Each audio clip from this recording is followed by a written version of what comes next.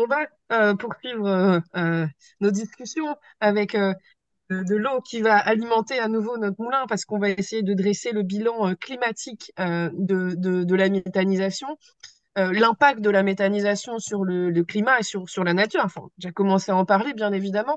On va entendre dans un instant Jean-Pierre Joigny, que vous avez cité, Régine, du groupe de réflexion du Greffe. Mais je vous invite tout d'abord à écouter Doris Brockman. Bonjour, Doris. Bonjour Pauline. Vous êtes responsable du service éco-conception et cycle de vie à l'INRAE Transfert. C'est la filiale privée de l'Institut national de recherche pour l'agriculture, l'alimentation et l'environnement. Vous allez, Doris, nous parler d'une étude qui s'appelle ACV, ACV du biométhane agricole. Est-ce que vous pouvez nous en dire plus sur ce sujet? Oui, merci pour l'introduction. Et je vais vous parler d'une étude qu'on a réalisée il y en a 2 ans euh, pour le compte de GRDF et avec le support scientifique de 2 unités de recherche d'INRAE et on a travaillé sur l'analyse du cycle de vie du biométhane issu de ressources agricoles. Euh, Avant de rentrer vraiment dans le sujet, c'est pour mettre un peu le contexte pour tout le monde. L'ACV, c'est quoi et comment ça marche? L'analyse du cycle de vie, c'est la méthodologie de référence pour quantifier les impacts sur l'environnement des biens et des services. C'est une approche normée ISO. Il existe beaucoup de guides comment faire bien et comment il faut le faire. C'est une approche cycle de vie, ça veut dire on regarde un système complet et on commence avec l'extraction des ressources, la production, transformation, transport à différentes étapes, l'utilisation et la fin de vie. C'est une approche multicritère, ça veut dire on ne regarde pas seulement un critère comme par exemple l'impact sur le changement climatique, mais on regarde aussi l'impact sur l'épuisement des ressources fossiles, nucléaires, l'eutrophisation et par exemple production de particules fines. Et finalement, quand on regarde ou quand on analyse un système, on l'analyse par rapport à la fonction de ce système. C'est la question, quel est le service rendu par le système qu'on regarde.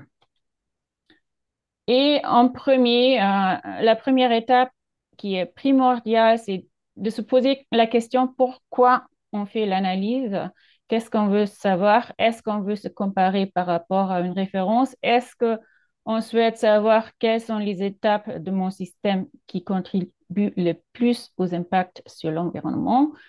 Et il faut se poser la question, quel est le système, quelles sont les étapes qu'on prend en compte au sein des frontières du système, quelle est la fonction ou les fonctions du système. Dans la suite, on va faire pour chaque boîte du système de notre arbre de processus un inventaire des flux. Ça veut dire tous les flux économiques ou techniques qui rentrent dans chaque étape et qui sortent.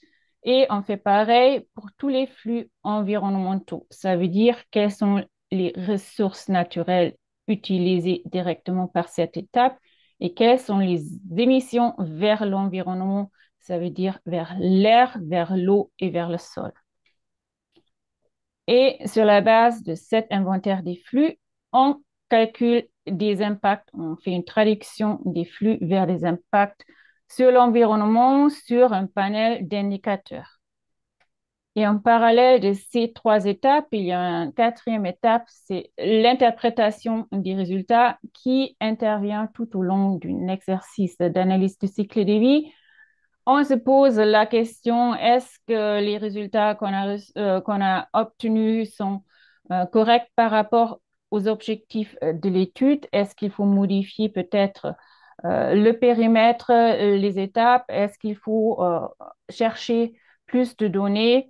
Et c'est une approche itérative, on refait l'analyse. Pour rentrer maintenant vraiment dans le sujet, c'est l'ACV du biométhane, première question à se poser, quelles là, ou plutôt les fonctions de la filière biométhane agricole. Dans le système qu'on a regardé, on a défini que à la fin, le biométhane sera utilisé pour produire la chaleur, produire de chaleur.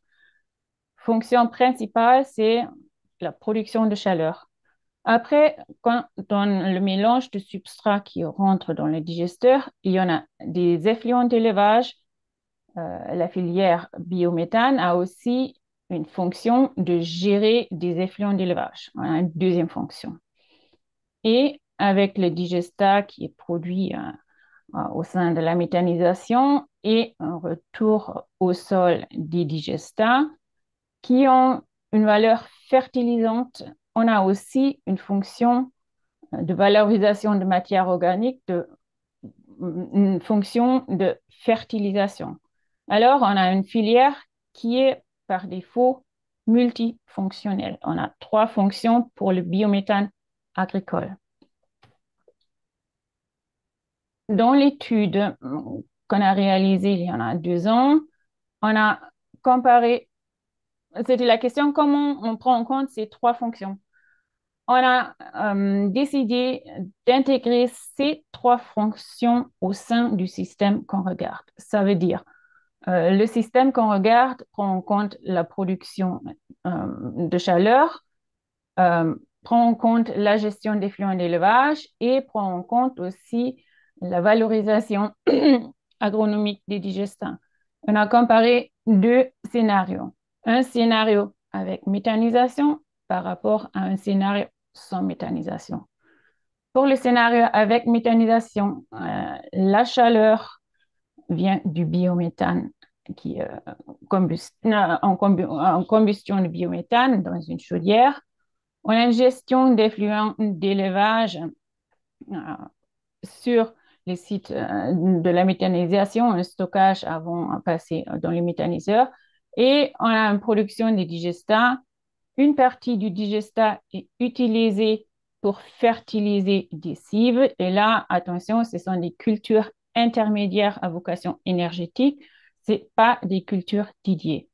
Et on a produit plus d'éléments fertilisants, des éléments azote, phosphore, potassium qu'on a besoin pour fertiliser les cives. Alors, on a aussi des flux d'éléments fertilisants qui sortent du système. Pour pouvoir comparer ce scénario avec méthanisation, avec un scénario sans méthanisation, le scénario sans méthanisation doit remplir exactement les mêmes fonctions. Ça veut dire on a besoin de produire de chaleur. Dans le cas du scénario sans méthanisation, c'est produit à partir du gaz naturel. On a une gestion des effluents d'élevage qui est classique, ça veut dire un stockage à long terme, un stockage ouvert. Et avec les effluents d'élevage, on a aussi une certaine fonction fertilisation. Par contre, avec la méthanisation, on a une minéralisation de la matière organique et aussi une minéralisation de l'azote. Ça veut dire l'azote qui est contenu dans les digestats, c'est plus facilement accessible pour les plantes que l'azote plus dans les effluents d'élevage. Ça veut dire pour avoir exactement les mêmes flux d'éléments fertilisants, on a besoin de complémenter avec des engrais de synthèse. Et on a regardé en plus 2 contextes différents qui se distinguent dans le mélange des substrats qui rentrent dans les méthanisations. Un contexte plutôt élevage, avec une grande partie d'effluents d'élevage dans les mix de substrats. Et ça, ça correspond plutôt à un contexte actuel et un contexte qu'on a appelé culture, avec la moitié des substrats qui rentrent dans le digesteur en cive, qu'on appelait plutôt un contexte prospectif. Là, dans notre étude, on a considéré qu'on prend les 3 fonctions en compte au sein du système qu'on regarde. Ce n'est pas la seule façon de le faire. Il y a plusieurs méthodes de gérer la multifonctionnalité en analyse de cycle de vie, ce qui complique la comparaison entre études. Il y en a d'autres études, par exemple, réalisées par Cantis, qui a géré la multifonctionnalité autrement. L'ADEME, pour les bilans GES, demande aussi une autre façon de faire. Ça veut dire, selon la façon de réaliser et de prendre en compte la multifonctionnalité, vous aurez différents résultats. En général, comme j'en ai dit, la CV, c'est une méthode cycle de vie.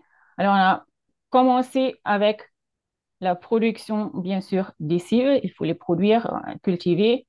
On a pris en compte le transport des substrats, euh, la transformation des substrats dans l'unité de méthanisation avec un stockage du digestat couvert et avec récupération du biogaz et un épandage des digestats localement en prenant en compte un équipement adapté pour réduire les émissions d'ammoniac. On a pris en compte l'épuration du biogaz et l'injection dans les réseaux, la distribution et aussi la combustion dans une chaudière à gaz. Et je vous ai dit tout au début que l'analyse du cycle de vie, c'est une approche multicritère. On a regardé en totalité 16 indicateurs d'impact sur l'environnement qui vient de la méthode Environmental Footprint version 3. C'est la méthode recommandée par la Commission européenne. Et dans ce panel d'indicateurs, il y a bien sûr inclus le changement climatique. Il y a des impacts sur les épuisements des ressources énergétiques métalliques, l'épuisement des ressources en eau, l'eutrophisation et, et un tas d'autres indicateurs. Première chose, pour la comparaison des résultats, c'est un peu mettre par indicateur les résultats du scénario méthanisation par rapport au scénario sans méthanisation pour voir quel scénario produit ou a moins d'impact sur l'environnement. Et comme ça, on peut compter indicateur par indicateur, c'est quel scénario qui plus ou moins remporte les meilleurs l'impact sur l'environnement. Et si on fait ce comptage, on considère aussi qu'il y a des indicateurs pour lesquels la méthanisation, c'est pas meilleur que les scénarios de référence et il y en a aussi des cas où les résultats sont assez similaires. Si on fait ce comptage, on voit qu'il y a la moitié des indicateurs pour lesquels s'améliore l'impact sur l'environnement pour les scénarios de méthanisation par rapport aux scénarios de référence, mais on a aussi des indicateurs pour lesquels c'est le scénario de référence qui a les moindres impacts sur l'environnement. On va faire un petit focus sur les impacts sur le changement climatique et on va regarder d'où vient, de quelles émissions de gaz à effet de serre viennent les contributions. On voit pour les deux scénarios, élevage et culture, les résultats en contribution sur le changement climatique. À gauche pour les scénarios sans méthanisation, à droite pour les scénarios avec méthanisation. Et en différentes couleurs, les différentes émissions de gaz à effet de serre, les émissions de CO2 fossiles, des émissions ou pas des émissions, le CO2 pris en compte pour le stockage du sol par rapport au retour au sol du digestat, des émissions de méthane, N2O et autres. Et on voit qu'on a une réduction des impacts sur le changement climatique pour les cas qu'on a évalués d'environ 70%, voire une réduction importante des émissions de CO2 fossiles qui sont liées au fait que dans le scénario avec méthanisation, la chaleur provient de la combustion du biométhane et pas du gaz naturel du fossile. On a une réduction des émissions de méthane biogénique parce qu'on a une amélioration au niveau de la gestion des effluents de l'élevage avec des stockages plus courts. Et on voit quand même des émissions de N2O qui sont liées aux émissions du stockage et aussi au niveau d'épandage des digestats ou euh, non, des effluents d'élevage ne sont pas euh, épandus dans le scénario. Alors, voit une gestion optimisée des effluents d'élevage et on a une, moins d'émissions de CO2 fossile. Après, on peut regarder en parallèle quelles sont les étapes du cycle de vie qui contribuent le plus pour le scénario sans méthanisation. C'est l'extraction, la gestion et la combustion du gaz naturel et aussi la gestion des effluents d'élevage qui contribuent énormément. Cette partie se diminue. On a des émissions qui sont liées à la production, gestion et combustion du biogaz. Et on voit aussi qu'on a quand même un impact lié au amont agricole, à la production des cives. Après, il faut se poser la question, dans chaque analyse, il y a quand même des paramètres, des hypothèses qu'on pose et qui sont discutables. Et il faut se poser un peu aussi la question des bonnes pratiques. Et ce qu'on voit sur cette graphique-là, c'est on a fait varier le pourcentage des émissions fugitives du biogaz au niveau du méthaniseur. Et on voit avec l'augmentation du pourcentage des émissions fugitives, une augmentation forte sur le changement climatique. Alors, on voit très bien qu'une bonne maintenance de l'unité de méthanisation, c'est très important pour limiter les émissions fugitives de méthane et avec ça aussi l'impact sur le changement climatique. On a considéré dans notre analyse un stockage euh, du digestat sous couverture et avec récupération du biogaz.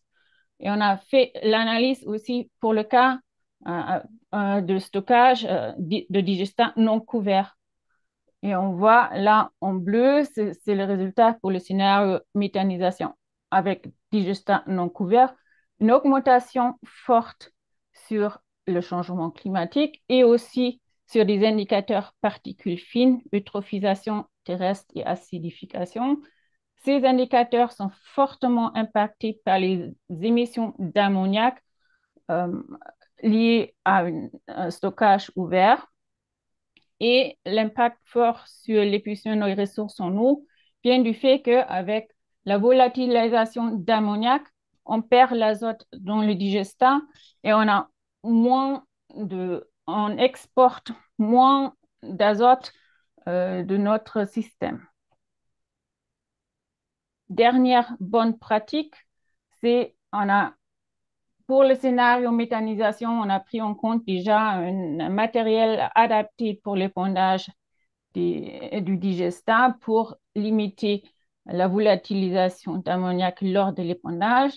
Il y en a du matériel qui est encore plus adapté, qui permet de limiter encore plus la volatilisation d'ammoniac lors de l'épandage, ce qui permet de réduire encore beaucoup plus les impacts sur les particules fines, l'eutrophisation terrestre et l'acidification, et qui permet également de réduire les impacts sur l'épuisement des ressources en eau parce qu'on garde beaucoup plus d'azote dans le digestat et qui est disponible pour les plantes. Pour conclure, pour les scénarios qu'on a regardés, dans cette étude-là et dans ces contextes-là, on a vu des meilleures performances environnementales pour la méthanisation par rapport au scénario de référence qu'on a choisi. On a vu qu'il y a un fort impact du contexte agricole et aussi des substrats qui sont méthanisés. Il y a un rôle central de l'azote dans la filière biométhane et c'est important de le gérer bien. Et finalement, il y a une importance des bonnes pratiques, c'est de limiter des émissions fugitives au niveau du digester et aussi d'optimiser la gestion des effluents et des digestats. Ça veut dire durée, conditions de stockage et épandage. Merci beaucoup. Merci beaucoup, Doris, pour cette présentation qui suscite pas mal de réactions dans l'onglet questions-réponses. Si vous avez quelques minutes, Doris, n'hésitez pas à répondre directement aux personnes dans le chat. Avant de passer aux questions, on va entendre le pendant de votre présentation, celle de Jean-Pierre Joigny, qui a déjà été largement cité ce matin. Bonjour Jean-Pierre. Jean-Pierre, vous êtes un scientifique, chimiste, physicien et biologiste. Vous avez fait toute votre carrière à l'INRA, l'Institut national de recherche pour l'agriculture. Et vous êtes aujourd'hui en retraite, bien sûr, mais membre du GREF, groupe scientifique de réflexion et d'information pour un développement durable. La méthanisation permet-elle, Jean-Pierre Joigny, de lutter contre le dérèglement climatique? C'est la question que je vous pose et vous avez un petit quart d'heure pour y répondre. Merci. Bonjour à chacune et à chacun d'entre vous. Merci à FNE Bretagne de m'avoir invité, hein. Pour répondre à la question posée, il est nécessaire d'établir le bilan des émissions de gaz à effet de serre au cours de la totalité du cycle de vie des méthaniseurs et le comparer à celui du gaz naturel qu'il est censé de remplacer. Alors pourquoi je me suis intéressé à ce sujet? Euh, Parce que ma motivation est venue d'une simple réflexion. Si la nature a pris le soin de nous offrir gracieusement le coût énergétique de la synthèse du gaz naturel, à contrario, le biométhane doit être fabriqué. Et pour le fabriquer, il y a une longue chaîne d'activités qui nécessitent chacune des dépenses d'énergie. Donc, a priori, pour moi, ça paraissait pas très logique que le biogaz ou le biométhane émette moins de gaz à effet de serre que le gaz naturel.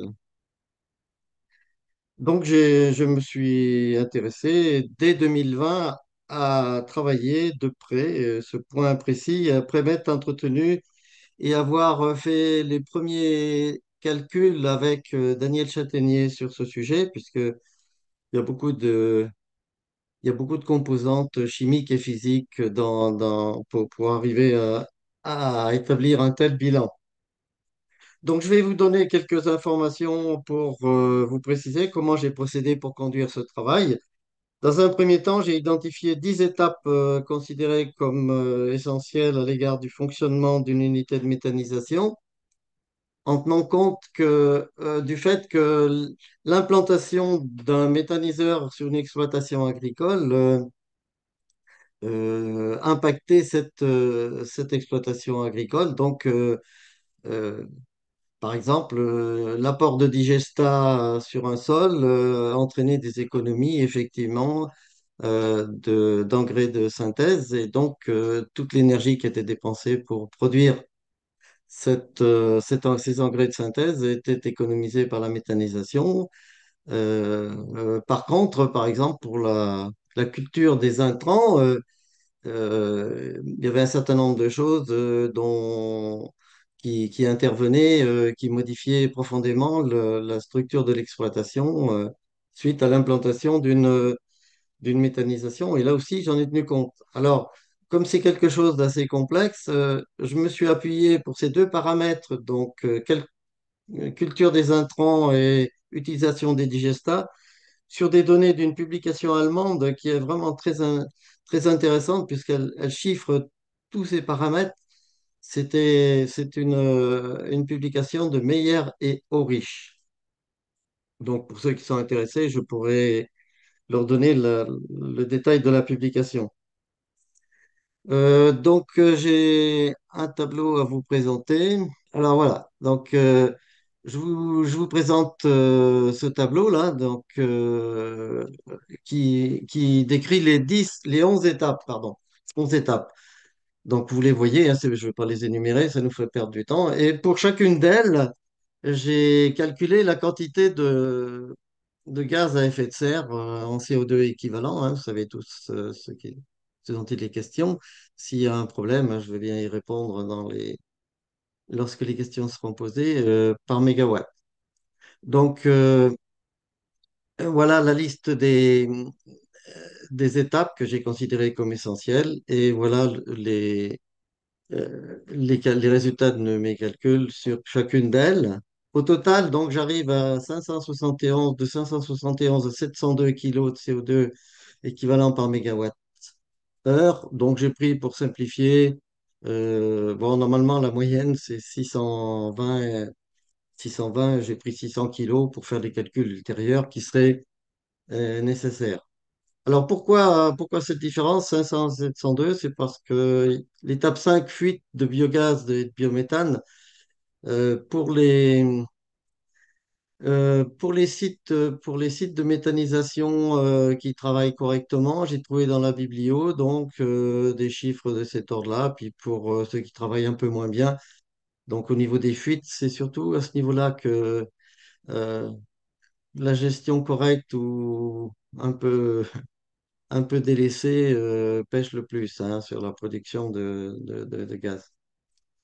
Voilà, euh, alors, si on regarde cette liste, dès maintenant, je peux vous dire qu'elle n'est pas exhaustive, hein. Il y a beaucoup de choses qui ne sont pas comptabilisées là-dedans. Donc, pour moi, cette donnée-là, elle est déjà sous-estimée. Il y a des choses dont il faudrait tenir compte et dont je ne tiens pas compte actuellement. Par exemple, comme c'est indiqué à la page 5 de ma publication, je ne tiens pas compte du changement d'utilisation des terres. Donc, c'est un travail que je suis en train de faire en ce moment. Ça sera inclus dans le bilan carboné, et pas dans le bilan des CO2. Or, je me rends compte que ce point, changement d'utilisation des terres, est un point vraiment très important également dans les émissions de gaz à effet de serre. Deux publications viennent de sortir au cours des 2 mois derniers des États-Unis, une de l'université de Purdue et une autre de l'université de Princeton. Et ces publications indiquent que, euh, alors vous allez voir, hein, j'espère que vous êtes bien assis, ces publications, donc elles indiquent que on peut avoir simplement, au cours de cette étape de changement d'utilisation des terres, calculé sur une durée de 30 ans, c'est-à-dire qu'en général, par exemple, le labour des prairies émet énormément de CO2 au cours de la première année, et puis un peu moins la deuxième année, un peu moins la troisième année, etc. Donc il y a une baisse au cours du temps. Donc ils ont établi ce calcul sur une durée, sur une période de 30 ans. Et les émissions dues à cette étape de changement d'utilisation des terres sont évaluées par ces universitaires américains à 4000 kilos ou 4 tonnes de CO2 par équivalent euh, mégawatt et de 3 à 4 tonnes. Voilà. Donc c'est quelque chose, c'est un... Si ces données étaient confirmées à l'avenir, et je vois que maintenant les universitaires s'intéressent effectivement à ce domaine, on, alors, bon, mes chiffres sont très sous-estimés, mais ceux de l'ADEME, alors je vous ai donné ici le chiffre présenté par l'ADEME, 23,4 kilos de CO2 équivalent par mégawatt. Donc, c'est quelque chose qui est très faible, puisque c'est à peu près, on considère que c'est 10 fois moins que le gaz naturel, alors que dans mon cas, par exemple, c'est 25. Le biogaz ou biométhane émettrait 25 fois plus que que le gaz naturel. Donc, ces données doivent être précisées absolument dans l'avenir et j'espère que des équipes d'universitaires, effectivement, vont s'intéresser à ce problème. Alors, pourquoi, s'il est intéressant d'essayer de comprendre pourquoi l'ADEME a des chiffres aussi différents des miens. Alors, j'ai présenté ici un schéma du modèle euh, de Digest utilisé par l'ADEME pour ses calculs. Alors, ce schéma, pour comprendre ce schéma, le carré qui est au centre du schéma représente le fonctionnement du digesteur. Les carrés, plutôt les rectangles, ce sont les postes d'émission. Chaque fois qu'un poste d'émission a une flèche grisée au-dessus, ça veut dire que les émissions de gaz de ce poste ont été prises en compte dans le modèle. Et lorsqu'il n'y a pas de flèche au-dessus, ça veut dire que il considère qu'il n'y a pas eu d'émission à ce niveau-là. Alors moi, j'ai rajouté des cercles en rouge dans lesquels figurent un certain nombre d'étapes. Donc l'étude antérieure à l'installation du méthaniseur, donc le bureau d'études qui étudie le concept de l'installation, puis ensuite sa construction. Donc pour le construire, il faut de la ferraille, du béton, euh, et tout ça consomme de l'énergie, donc il faut en tenir compte. Les cultures, les intrants, donc les cives, par exemple, et les cultures principales doivent être comptabilisées, sauf si les cives qui étaient des citants sont exactement les mêmes, avec ou sans méthaniseur, mais la plupart du temps, c'est pas vrai. Quand un méthaniseur s'installe, euh, les gestionnaires, les agriculteurs méthaniseurs utilisent beaucoup de cives pour alimenter le méthaniseur et donc il y a une augmentation importante de culture de cives qui est mise en place. Donc ce qui est en rouge n'est pas comptabilisé par l'ADEME. Dans le transport des substrats, au contraire, là où vous voyez des flèches, il y a effectivement, c'est pris en compte par l'ADEME. Les fuites de biogaz, par exemple, sont ou ignorées ou sous-estimées. Un petit mot pour mon collègue Doris de l'INRA. Donc la fuite les fuites de gaz qui ont été prises dans leur modèle se montent à 0,5% de la production totale, ce qui est enfin, c'est une sous-estimation vraiment très importante des fuites réelles. Pour affirmer cet élément, je m'appuie sur la publication de Pacaloglou et al. Donc, ce sont des chercheurs de l'Imperial College de Londres, donc, qui ont suivi plusieurs centaines de méthaniseurs et qui ont mesuré les fuites de biogaz, de biométhane, sur chacune des étapes de la méthanisation. Et ils arrivent à une valeur moyenne sur l'ensemble de ces méthaniseurs de 6% des productions totales de biogaz. Et dans les 95 percentiles, le niveau des fuites est de l'ordre de 13% de la production totale de biogaz.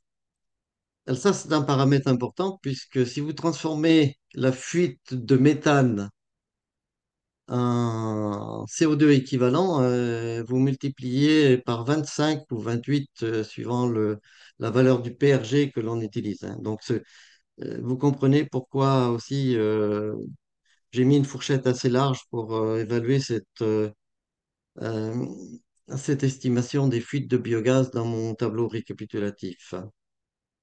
En ce qui concerne les digestats, bon, je suis à peu près d'accord avec ces, euh, ces postes d'émission et leur prise en compte. Toutefois, souvent, c'est sous-estimé. On pourra en discuter ultérieurement. Autre point très important, l'épuration du gaz n'est pas prise en compte. ou très sous-estimée, alors que c'est une étape importante qui consomme énormément d'énergie. Et par ailleurs, il y a du off-gaz hein, qui part effectivement sous forme ou de méthane ou surtout de CO2 dont il n'est pas tenu compte. Bon, là, c'est un petit facteur, collecte des données, donc c'est surtout de l'ordinateur, du papier, des machines imprimantes, etc. Là, j'ai mis un double rond en rouge pour indiquer que c'est un- une étape importante, puisque moi, je la comptabilise. Il s'agit ici de la combustion finale du biométhane, 327 kilos de CO2, donc qui est incluse ici dans le total. Je sais que c'est une étape qui est fort discutée, puisqu'on estime que ce CO2 qui est émis par combustion du biométhane est recyclé par photosynthèse en quantité égale euh, des photosynthèses des intrants dans le méthaniseur, mais on pourra en discuter après. Il y a un phénomène physique qui intervient qui peut remettre en question cette idée. Voilà, par exemple, Je vais ici. vous inviter à conclure, Jean-Pierre. Ouais. Ben, écoutez, ma conclusion, moi, elle va être rapide, hein. Il s'agit de... Bon, je suis un peu... je remets en question un peu tout ce qui a été fait jusque-là par l'ADEME et puis les autres organismes qui s'appuient sur les données de l'ADEME. Et l'ADEME elle-même et les données de l'ADEME sont utilisées par les pouvoirs publics pour définir la politique de l'énergie et la politique en particulier du biogaz, de l'importance du biogaz qui va être donnée dans les prochaines années. Donc, je considère donc que ces données doivent être reprises et doivent être aussi un point très important. Il faudrait que les personnes qui travaillent sur ce sujet n'aient pas de conflit d'intérêt avec la filière. Quand je vois des publications qui sont faites avec GRDF, si vous voulez, je me demande si le financement de GRDF n'a pas pu intervenir. Effectivement, je ne dis pas que les chiffres sont, ne sont pas bons, mais on peut infléchir une recherche et modifier le résultat. Hein. Je connais un peu le système, mais je pense que si l'INRA s'intéresse à cet aspect, il faut que l'INRA travaille seul sur cet aspect. Si les universitaires travaillent sur cet aspect, il faut qu'ils travaillent seuls sur cet aspect, qu'ils le regardent de très près. Voilà. Donc, moi, personnellement, je pense que mes chiffres sont, doivent être pris. Hein. J'ai travaillé seul sur ce sujet et je pense que c'est un travail d'équipe très important. Par contre, ça jette une pierre euh, dans tout ce qu'on entend autour de ça et je pense que c'est bien que ça puisse remettre en question des choses qui semblent bien établies et qui sont, à mon avis, à reprendre et avec beaucoup de travail. Merci beaucoup, Jean-Pierre Joigny, pour votre travail, l'ensemble de votre œuvre, pourrait-on dire, si on était au Je César. vous entends plus, moi. Xavier Poux, Philippe Pointreau, on imagine assez bien de quel côté vous vous rangez tous les deux, mais vous avez certainement des compléments à apporter aux deux présentations qui viennent d'être faites. Philippe Pointreau, pour commencer, ou Xavier Poux? Bah, j'ai commencé tout à l'heure. Laissons Philippe commencer. Ok. On vous voit. Non, mais faire des bilans gaz à effet de serre ou même énergétiques des systèmes aussi complexes, ça demande beaucoup de travail. Donc c'est vrai que je pense que c'est à l'INRAE notamment parce que l'ADEME sous-traite les études. C'est pas l'ADEME qui fait les études, hein. Elle est confiée à Ok. des bureaux d'études ou à l'INRAE. Donc je pense que vu l'enjeu de la méthanisation, l'INRAE je pense, devrait largement investir le sujet. Bon, c'est déjà l'objet de cette étude d'Agrotransfert, là, qui traite aussi d'ailleurs du bilan énergétique, hein, pas seulement des gaz à effet de serre. Donc, je pense que c'est un important travail qui vient d'être présenté. Donc, ça, c'est pas à moi de répondre sur les chiffres, hein. moi, je suis pas spécialiste de la question, donc soit notre intervenante précédente vient donner des éléments d'information. Voilà, moi je pense que c'est un sujet où on n'a jamais assez investi. L'INRA a très peu travaillé, sauf ces dernières années, sur les questions d'énergie en agriculture. C'est un domaine qui a été un peu délaissé et dans lequel on est rattrapé aujourd'hui par la crise, quoi. C'est-à-dire à la fois la pénurie d'énergie, comme ça a pu se produire sur le gaz, le prix de l'énergie, la sortie des énergies fossiles. Donc en fait, il faut vraiment qu'on travaille sur toutes les solutions, quoi. Mm. Donc après, moi, ce que je dis, c'est que ça soit pour l'énergie ou les gaz à effet de serre, c'est quel est le plan qu'on a, quel scénario on a, que ça soit à l'échelle régionale comme la Bretagne ou que ça soit à l'échelle nationale ou voire européenne, c'est quoi le scénario pour sortir de ces enjeux climatiques, énergétiques et de biodiversité, quoi. Voilà. Donc nous, on pense qu'il y a une place pour la méthanisation. Elle est bien sûr, le process est forcément améliorable. C'est-à-dire, si on avait démarré certainement plus tôt, on en serait encore mieux aujourd'hui dans les process techniques, hein, parce que c'est assez complexe à mettre en œuvre. Donc oui, il y a des fuites, mais ça s'améliore. Il y a tout un tas de process à améliorer. Voilà, euh, moi, j'invite les gens à investir le sujet plutôt que de condamner totalement, quoi. Mhm. Je pense que Mhm. la gestion de la biomasse est un des moyens qu'on a demain pour régler un certain nombre de problèmes. Après, forcément, hein, c'est tellement plus simple d'utiliser du pétrole ou du gaz russe. Bon, on n'a plus le droit d'utiliser du gaz russe, mais c'est tellement simple. Il y a aucun impact. Je veux dire, on tire sur les stocks fossiles, voilà, et puis point barre. C'est évident que sortir de cette énergie concentrée tellement facilement disponible et tellement finalement peu chère jusqu'à maintenant, voilà, on ne se préoccupait pas de la question. Faire autrement, oui, ça va être compliqué et il n'y a rien qui est parfait.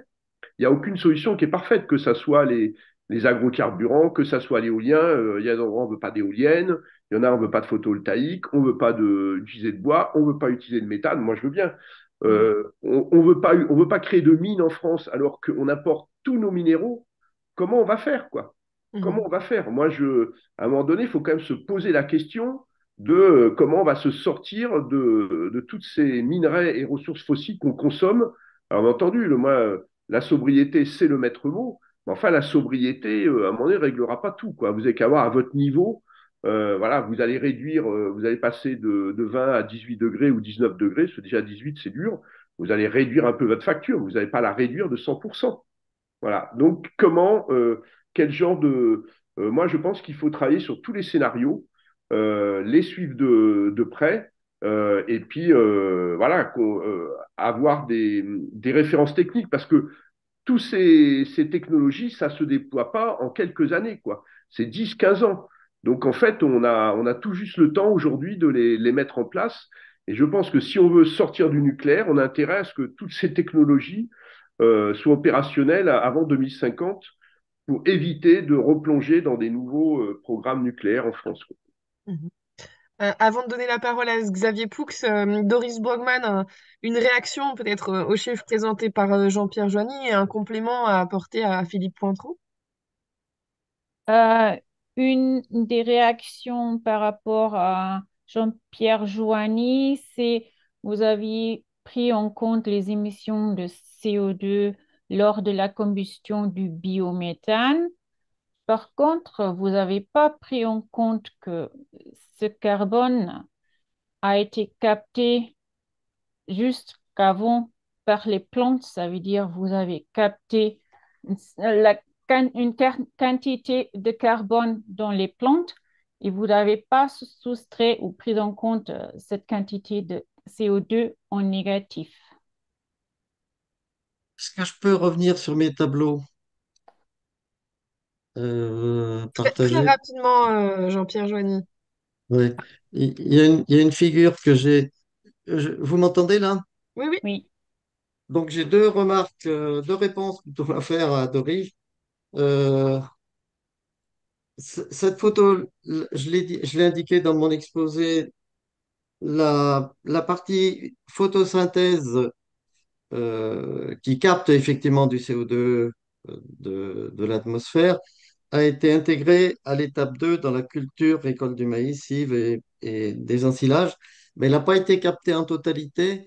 C'est assez complexe. Elle a tenu compte du fait que le CO2 qui était renvoyé dans l'atmosphère au cours de la combustion du biométhane séjournait dans l'atmosphère pendant un temps très long, plusieurs centaines d'années, et que donc c'est pas le fait de considérer que le CO2 qui est émis par le biométhane, qui repart dans l'atmosphère, est réutilisé instantanément par la photosynthèse des intrants qui vont être préparés l'année suivante pour réintroduire dans le méthaniseur. Pour les physiciens, donc pour en avoir discuté longuement avec Daniel Chataignier, et puis j'ai lu beaucoup les papiers de Jean-Marc Jancovici, qui effectivement considère qu'il faut tenir compte de ce temps de délai du CO2 dans l'atmosphère et ne pas considérer que les émissions de CO2 dues à la combustion du biométhane et la photosynthèse des intrants constituent un cycle très court. C'est pas le cas, c'est pas ce qui se passe dans la réalité. Ce cycle est en fait très long, c'est plusieurs centaines d'années, et voire jusqu'à 1000 ans, d'après les courbes que l'on trouve, que les physiciens nous donnent. Voilà. Donc on a intégré ce temps délai de CO2 dans l'atmosphère pour corriger justement ce qui, à notre avis, était une erreur de considérer qu'il est quantitativement totalement repris par la photosynthèse. C'est vrai en bilan carbone, mais c'est pas vrai si on tient compte de l'effet du CO2 sur le climat. Est-ce que ma réponse est claire, s'il vous plaît? Ah ben, pas du tout. Moi, je pense que dans un cas de figure, quand vous consommez des énergies fossiles, vous déstockez du carbone qui est dans les gisements fossiles. Quand vous faites du biogaz ou d'autres sources de biomasse comme le bois, vous déstockez rien du tout, quoi. Donc, non, moi, je suis pas du tout d'accord sur ce genre de... Je ne suis pas d'accord avec votre remarque, puisque Mm. justement, Ah avec si, le je pense. changement Alors, d'utilisation des bon, terres, vous déstockez des quantités très Mais importantes là, quand vous consommez. on n'a pas de changement d'utilisation des terres. Là, on ne laboure pas les prairies, on ne déforeste pas. mm. Et si, Euh, et si, alors, alors, attendez voir, j'ai une on va seconde, essayer s'il de vous ne plaît. pas se répondre directement. Et avant de vous relaisser la parole une D'accord. dernière fois, je vais laisser réagir Xavier Poux, à qui Oui, notre grand oui, témoin, oui, qui bien sûr. devrait réagir à ce Oui. sujet. Xavier, un complément à tout ce qui vient d'être dit jusque-là. Bon, alors sur la complexité, je pense qu'on est d'accord. Moi, je suis aussi assez gêné par les hypothèses de Jean-Pierre Joigny sur la combustion. Mais en fait, si on regarde le tableau, en fait, il n'y a même pas besoin de ça pour montrer l'impact. Même si on compte pas ça, il y a déjà un impact qui est problématique. Mais cela dit, je reviens à ce que deux éléments. Je reviens à ce que j'ai dit. Tout l'intérêt sur le bilan gaz à effet de serre dépend de l'hypothèse alternative qu'on fait sur le bilan énergétique. S'il y a une substitution, c'est une chose, et on peut rentrer effectivement dans le débat, eh ben, je substitue du carbone fossile à du carbone biogénique avec quand même un intérêt en tant que tel. Moi, je partage quand même cette analyse là-dessus. La question, c'est, je reviens là-dessus, est-ce qu'on est vraiment dans un régime de substitution? Alors moi, j'ai regardé la consommation de gaz naturel ces dernières années en France. Alors évidemment, il y a l'effet Covid. Bon, là, c'est un petit peu à part. Mais sinon, cette consommation, elle a augmenté. Donc, ce qui fait qu'on a eu un ajout de combustion de gaz biogénique, de biométhane, à du gaz naturel fossile. Donc là, l'impact sur les bilans de gaz à effet de serre, c'est additif. Alors que ce soit moins... euh, comment? Pardon, je ne suis pas clair? Si, si, allez-y, pardon, Xavier. Je, Ah ok, je ok, tousse. pardon. Donc voilà, ce qu'il faut regarder, c'est effectivement dans l'unité fonctionnelle, c'est l'usage réel. J'ai des questions, par exemple, aussi sur, quand on recherche les chiffres sur quelle est la partie de chaleur produite qui est réellement utilisée en Bretagne. Alors, il y a eu une enquête qui a été faite par l'ADEME. Je crois que j'arrive à 14% de la chaleur qui est effectivement utilisée. Donc, ça veut dire qu'il y a 86% de la chaleur qui ne rentre pas dans le bilan. Et deux autres points, un sur les fuites. Alors, je pense que les fuites, c'est pas seulement une question de bonne pratique, c'est une question de modèle économique. C'est-à-dire que la méthanisation coûte très cher, demande beaucoup de travail et demande une maîtrise technique qui est absolument énorme. énorme. Moi, ce débat sur les bonnes pratiques, il me fait penser au débat sur les bonnes pratiques en matière de pesticides. C'est-à-dire que ce n'est pas la faute des pesticides, c'est toujours la faute des mauvais usages des pesticides. Non, c'est la faute du système technique dans lequel on est réellement. Et les fuites de méthaniseurs, elles viendront nécessairement au bout d'un certain temps parce que ce ne sera pas jamais la priorité vraiment que de gérer ces fuites dans la vraie vie. Et le dernier point, alors qui me semble absolument majeur, je pense que quand Jean-Pierre Joigny dit c'est 4 tonnes par hectare et par an pendant 30 ans, pour les retournements de prairie, excusez-moi, je suis allé trop vite. Euh, Philippe, on ne peut pas faire l'hypothèse qu'il n'y ait pas de retournement de prairie qui soit associé à la méthanisation. Moi, j'ai travaillé dans le Grand Est avec la Lorraine. Il y a des retournements de prairie qui sont constatés, qui sont associés au développement de la méthanisation. Et là, le bilan, il explose complètement. Donc, tant qu'on met pas ça, tant qu'on ne parle pas de la concurrence effective entre l'élevage et la méthanisation et le changement d'usage des sols, on est dans un débat hyper théorique, mais dans la vraie vie, Attends, il faut bien que ça se passe comme ça. Voilà. Le jour où les prairies ne seront pas retournées en France, on pourra discuter, mais c'est hélas le cas. Et quand on compare les cartes de développement de la méthanisation, alors je l'ai fait dans le Grand Est, avec les retournements de prairies l'extension des zones vulnérables de la directive nitrate, les constats sont hélas accablants. Une dernière réaction, Jean-Pierre Joigny, très rapidement, avant de laisser Oui, la parole à un agriculteur. je vais être bref. Je voulais citer la thèse de Jeanne Cadieu. Peut-être certains d'entre vous connaissent cette thèse. C'est une thèse qui a été soutenue à Paris-Saclay en 2023, août 2023, donc il y a quelques mois. Et cette étudiante a suivi plusieurs agriculteurs méthaniseurs du Grand Est. Et elle les a interviewés et elle a fait un suivi très près de leur mode de gestion des méthaniseurs et des effets de l'implantation d'un méthaniseur sur une exploitation agricole. Et on voit des changements formidables. Et elle confirme deux choses très importantes, qu'il y a des surfaces de prairies labourées, de changement de culture principale et que autre point très important, par exemple, changement de culture principale, il y a beaucoup d'implantations de cultures de maïs qui n'existaient pas avant.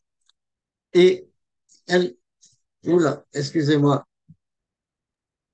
Et puis, il y a aussi quelque chose qui est important, euh, il y a une confusion. Elle a remarqué qu'il y avait une confusion très importante et presque tous les agriculteurs méthaniseurs la font entre les cives et les cultures principales. C'est-à-dire qu'ils utilisent en fait des cultures principales qu'ils appellent des cives. Donc le taux de 15% réglementaire est largement dépassé et donc les demandes en maïs sont très importantes. Donc il y a des exploitants éleveurs, par exemple, qui diminuent leurs troupeaux laitiers pour pouvoir labourer des prairies, cultiver du maïs et vendre du maïs. Ils sont des producteurs de maïs destinés à alimenter des méthaniseurs que les agriculteurs méthaniseurs achètent. Et vous avez même des métiers qui se mettent en place. Vous avez des courtiers, des nouveaux métiers qui se mettent en place, des courtiers d'intrants, comme il y a des courtiers de digestat. Il y a des offres et il y a des acheteurs. Donc, c'est vraiment très, très, très, très, très compliqué. L'implantation de méthaniseurs en nombre sur un territoire modifie totalement la sociologie du territoire et le fonctionnement agricole du territoire. Voilà, c'est ce que je voulais dire. Mais il y a effectivement des surfaces importantes. Lisez cette thèse de Jeanne Mhm. Cadieu et elle est assez compliquée à lire, elle est assez difficile. Je me suis permis d'en faire une synthèse des points importants. Si parmi les participants à ce webinaire, certains souhaitent avoir ce résumé, je peux leur adresser. Voilà. Merci Jean-Pierre Joigny. Et ça va donner du grain à moudre à notre prochain intervenant. Restez avec nous, hein, Jean-Pierre, Doris. Il y aura certainement des questions pour vous à la fin de cette matinée.